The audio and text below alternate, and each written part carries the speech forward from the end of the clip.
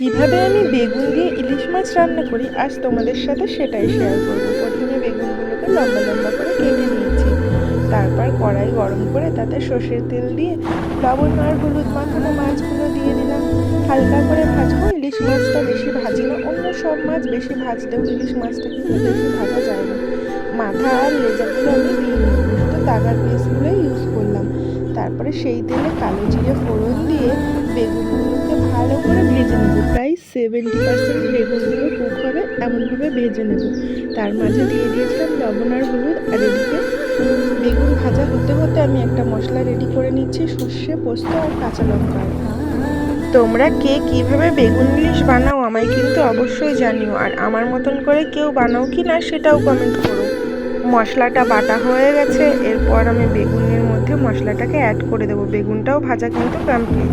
কিছুক্ষণ নাড়াচাড়া করার পর এর মধ্যে দিয়ে দেবো জল।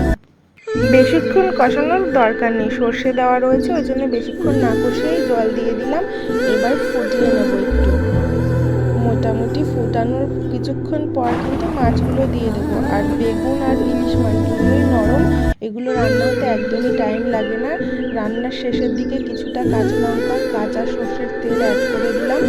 আমার রান্না কমপ্লিট হয়ে গেল। খেতে তো খুবই ভালো হয়েছিল, যারা যারা খেয়েছে সবাই খুব